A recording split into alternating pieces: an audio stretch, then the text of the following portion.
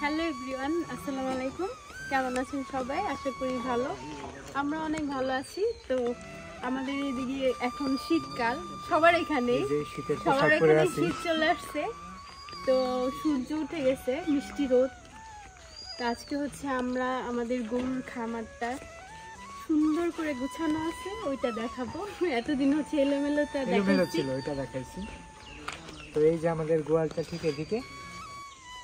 তো আসলে আমাদের গরুর গোয়ালটা নিয়ে আমরা খুবই বেগ পেতে হয়েছে এর আগে। তো ফাইনালি আমরা আমাদের গরুর ঘরটা কমপ্লিট করতে পারছি, কারণ এই শীতের মধ্যে গরু নিয়ে আমি কোনো রিস্ক নিতে চাই নাই। তো আমরা কেমন করলাম আমাদের গরুর ঘরটা দেখা যাও।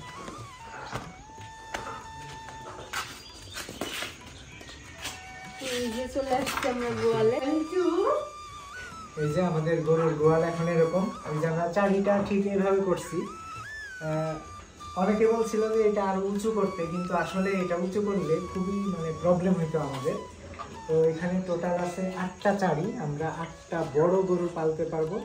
আর যদি এদের মতো গরু আমরা পালি, তাহলে অনেকগুলো পালতে পারবো, কারণ এক চারি করে 2 জন খাইতে পারে। হ্যাঁ, তো একটু সামনে আসো, দেখো এখানে চারিগুলো দেখাও। এই যে এদিকে আমি লাইটটা অন করে দিই, চারিটা দেখাও। এখানে চারির সাইজ হয়েছে এই যে এরকম। আর আমরা আপাতত আমাদের খামারে এই যে 4টা গরু আছে, আর ও কিন্তু গাব। এখানে যে মা, ও গাব, ওর পেটে এখন বাচ্চা। আমাদের সবচেয়ে রাগী গরু হচ্ছে এটা লালি। আর মোটকু গরু ও কিন্তু আসলে অনেক মোটা। এই যে আরো শুধু গুতা দিতে আসবে সবাই এরকম করে। আর এটা হচ্ছে আমাদের এই যে লাল বাহাদুর, আর এটা হচ্ছে লক্ষ্মী। আর ওর নাম এখনো দেই নাই, এটা আমরা লালির মা বলি। ওটা লালির মাই, কারণ হচ্ছে ওই বড় গরুর বাচ্চাই কিন্তু এটা। যারা রেগুলার ভিডিও দেখে তারা হয়তো জানে যে এই গরুটা আমাদের ওই যে ওই বড় গরুর থেকে হয়েছে।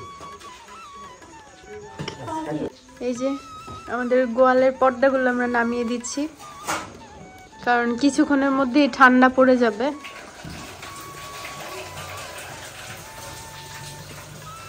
এই যে লাল লাইট দেওয়া হয়েছে শীতের জন্য।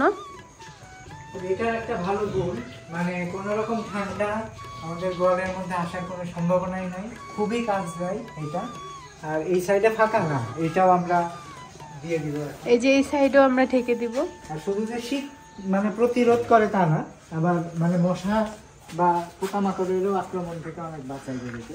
হ্যাঁ, আর যেই কুয়াশা পড়ে, প্রচন্ড শীত, এত শীতের মধ্যে গরুগুলাও কষ্ট করে। বাট আমাদের খাবারের গরুগুলা অবশ্যই অনেক শান্তিতে থাকে। এই যে একদম ঘরটা পুরো অন্ধকার হয়ে গেছে।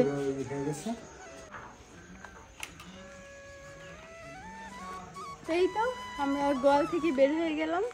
গোয়ালের চারিদিকে পর্দা টর্দা দিয়ে ভালোভাবে। তো এখন শেষ বিকেল, এই কারণে কিছুক্ষণের মধ্যে সন্ধ্যা হয়ে যাবে। এই জন্য দিয়ে দিলাম একবারে, জানি কুয়াশা বা কোনো শীত ভিতরে ঢুকতে না পারে। আর এই হচ্ছে আমাদের বিচেলির গাদা। তো বিচেলি কিন্তু এখন খুবই এক্সপেন্সিভ, প্রচুর দাম। তো আমাদের এলাকাতে 6-7 হাজার এরকম করে চলতেছে। বিচেলি অনেকে কিন্তু বিচেলি বললে চিনবে না, কারণ আমি চিনতাম না। এগুলাকে হচ্ছে যশোর বা ঝিনাইদহ এদিকে হচ্ছে বিচেলি বলে, বাট আমরা জানতাম যে খ্যার এগুলা। তো যাই হোক, কার এলাকায় এই খ্যারের দাম কত বা বিচেলি যে যেটাই বলেন, অবশ্যই আমাদের কমেন্টস করে জানাবেন।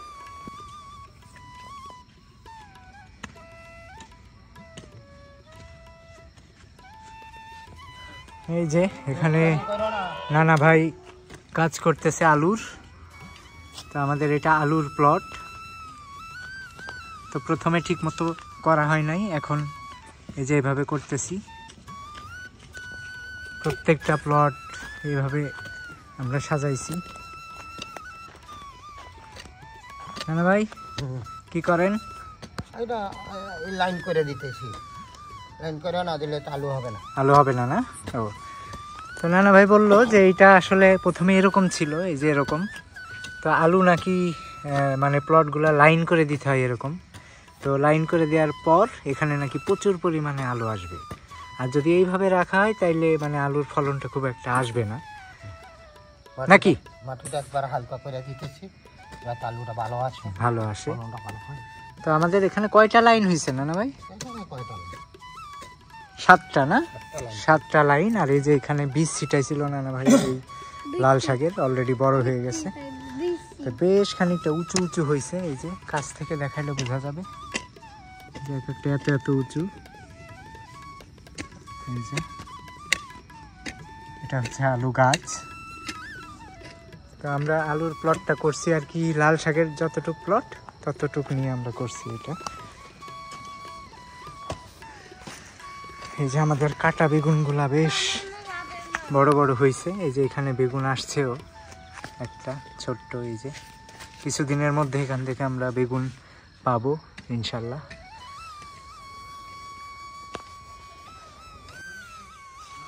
তো এটা হচ্ছে আমাদের লাল শাকের ক্ষেত, এই যে লাল লাল দেখা যাচ্ছে। শুধু লাল শাক বললে ভুল হবে, এখানে হচ্ছে কাঁচা মরিচ, লাল শাক দুইটা একসাথে।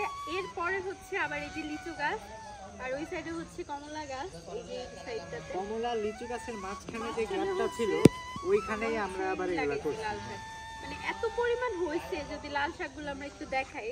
এই যে এইখানে দেখাও লাল শাকগুলো। আর হচ্ছে এই যে মরিচ, মরিচ গাছে ফুলগুলো একদম সাদা সাদা হয়ে আছে। এই যে কিছুদিনের মধ্যে ভরপুর মরিচ হবে। আর আমাদের পিছনের প্লটে এই যে এখানে হচ্ছে আলু লাগাইছি, যেগুলো হচ্ছে গোলালু। গোলালু না মানে খাওয়ার আলু যেটাকে বলে। আমি মরিচ যে ধরছে আমাদের কাছে আমি দেখাই। এই যে এখানে দেখা যাচ্ছে 2টা ধরে গেছে অলরেডি, আর আরো এই যে আছে এদিকে সবই টুকটাক ধরতেছে, কিছুদিনের মধ্যে আমরা উঠাইতে পারবো। আর ওই সাইডে তো বেগুনই আছে এখনো। এটা আগে থেকে আমাদের বেগুনের প্লট ছিল। আর এই পাশে হচ্ছে আমরা এই যে মিষ্টি আলু লাগাইছি, মিষ্টি আলু যেগুলো হচ্ছে সিদ্ধ করে খায়। এদিকে মনে হয় মৌ আলু বলে না, মৌ আলু বা এরকম কিছু একটা বলে, যেটা মিষ্টি লাগে আর কি খেতে, সিদ্ধ করে খাইতে হয় ওই আলুটা। আর আমাদের মূলত সবাই আগে দেখছে, বেগুনও দেখা হয়েছে। এই হচ্ছে অবস্থা। এই যে এরকম সাদা আমাদের কলমির একটা সাইড, এই সাইডে এখানে যে ফুল ধরছে কলমি। আচ্ছা, আমি এখন একটা খুব দুঃসংবাদ দিব, বুঝছো? দুঃসংবাদটা কি, যে এই যে আমাদের বেগুনের ক্ষেত, এত এত বেগুন গাছ, কিন্তু বেগুন কেন হইতেছে না? এই যে কেন হচ্ছে না তার প্রমাণ, মানে তার কারণ হচ্ছে এই যে ছোট থাকা অবস্থা, মানে এতটুকু থাকতেই পাখিতে খেয়ে ফেলতেছে। ছোট ছোট, তারপরে এগুলো পাখিতে খেয়ে ফেলে। এই যে এটা দেখাও, এটা এই যে এই অবস্থা। ফুল কিন্তু ইনস্ট্যান্ট আছে, মানে বেগুনের অভাব নাই আমাদের, কিন্তু যেগুলো দেখতে না পারে পাখিরা সেটা আবার কিছু করতে পারে না। যেমন এইখানে এটা দেখে নাই পাখিরা, এটা দেখতে পারে না দেখে বেগুনটা আছে। আদারওয়াইজ মানে বেগুন নিয়ে আমরা খুবই বেগ পেতে হচ্ছে আমাদেরকে। আর যারা আমাদের রেগুলার ভিডিও দেখেন তারা জানেন যে আমরা এই প্লট থেকে কি পরিমাণ বেগুন হয়েছে আমাদের। এখনো কিন্তু অনেক ফুল আর ছোট ছোট বেগুন, বাট পাখির জন্য রাখতে পারতেছি না। তো চলো আমরা হচ্ছে আমাদের ওই পাশে হচ্ছে আমরা লাউ লাগাইছি, ওইটা দেখাবো। আমাদের খুবই শখের লাউ টাল, এই যে আমাদের লাউ টাল চলে আসছি আমরা এখানে। এই যে লাউ ধরছে, ছোট্ট একটা লাউ ঝরে যাচ্ছে। আর লাউ কেন ঝরে যায়, এটা যদি কেউ জানেন লাউ কেন ঝরে যায় অবশ্যই আমাদের জানাবেন কমেন্টস করে, যে কি দিলে লাউটা হচ্ছে স্থায়ীভাবে থাকবে। অনেক লাউ ঝরে যাচ্ছে। যদিও এগুলো একদম নতুন গাছ, কারণ দেখলেই বোঝা যাচ্ছে খুবই ছোট। আমরা কিন্তু অলরেডি সার প্রয়োগ করছি, সার দেওয়া হয়েছে, তারপরেও কিন্তু লাউগুলো একদম ঝরে যাচ্ছে। বাট জানি না কারণ, তো কেউ জানলে অবশ্যই কমেন্টস করে জানাবেন যে কি কারণে এরকম হয়। তো যেহেতু আমরা হচ্ছে প্রান্তিক কৃষক না, মানে আমরা জানি না এই সম্পর্কে, তারপরে টুকটাক সবজি টবজি এটা সেটা লাগাচ্ছি ইউটিউব দেখে দেখে। তো লাউ কেন ঝরে যায় এটা যদি কেউ জানেন অবশ্যই কমেন্টস করে জানাবেন, যে কি দিলে লাউটা হচ্ছে ঝরবে না আর, বা আমরা একটু ফলন বেশি পাবো। অবশ্যই আমরা সার দিছি, বাট কোনো কাজ হয়নি। আর এই জায়গাটা দেখাও, এটা হচ্ছে আমরা খুব জঙ্গল নোংরা হয়ে আছে, এগুলো আমরা সব ক্লিয়ার করে খুব শীঘ্রই এখানে আমরা পেঁয়াজ রোপণ করব। এখান থেকে ইনশাল্লাহ আমরা প্রচুর পেঁয়াজ পাবো এই আর কি। তো আমাদের বিকেলের সব ক্লোজিং শেষ করে আমরা এখন এই ছাদে এসে বসছি। তো ঘুরে ঘুরে আমরা আমাদের খামার বাড়ির বিস্তারিত অনেক কিছুই দেখালাম এ পর্যন্ত আপডেট। তো আমাদের আজকের ভিডিওটা কেমন লাগলো সবাই কমেন্টে জানাবেন। তো সবাই ভালো থাকবেন, আল্লাহ হাফেজ।